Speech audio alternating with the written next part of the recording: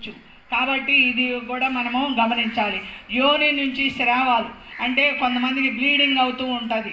ఆడవారికి ఎక్కువ కాలం బ్లీడింగ్ అవుతుంటే వారు కూడా పరీక్ష చేసుకోవాలి. తర్వాత 30 సంవత్సరాల తర్వాత ఒక బిడ్డను కన్నదనుకో, 30 సంవత్సరాలు అంటే వయసు అయిపోయిన తర్వాత ఎవరైతే బిడ్డను కంటారో వాళ్ళకి ఎక్కువగా క్యాన్సర్ వచ్చే అవకాశాలు ఉంటాయి.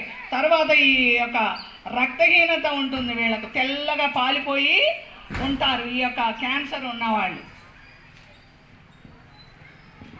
ఇక మనము ఏమి వాడాలి ఏమి వాడకూడదు అనేటువంటిది ఫస్ట్ ప్రప్రదంగా మీకు తెలిసింది. మూదోల్తే నాజీ ముఖాలు కడుక్కుంటారు కదా, ముఖాలు కడుక్కున్నప్పుడు ఏమితో కడుగుతారు మీరు చెప్పాలి. ఏమితో కడుగుతారు? మొహం నీళ్ళతో కడుగుతారు. పళ్ళు బ్రష్ ఏమిది అది? బ్రష్ దేంతో తయారు ఉంటుంది? ప్లాస్టిక్. అది వాడకూడదు. అందుకోసము మీకు నేను ఇలా తీసుకొచ్చి చూపిస్తున్నాను.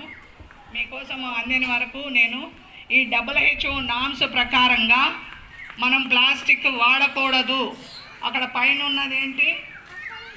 వేప పుల్ల కానీ గాను పుల్ల కానీ ఏ పుల్ల అయినా సరే చెట్లది, అది తోని కడగాలి. ఆ సందుల్లో ప్లాస్టిక్ బ్రష్తో కడిగినప్పుడు ఆ సందుల్లోకి తీయని కాల్షియం ఏ గొర్రెలదో బర్రెలదో ఎముకలది పొడి కలిపి కొంత కెమికల్ వేసి ఈ యొక్క పేస్ట్ని తయారు చేయటం జరుగుతుంది. అందువలన మన యొక్క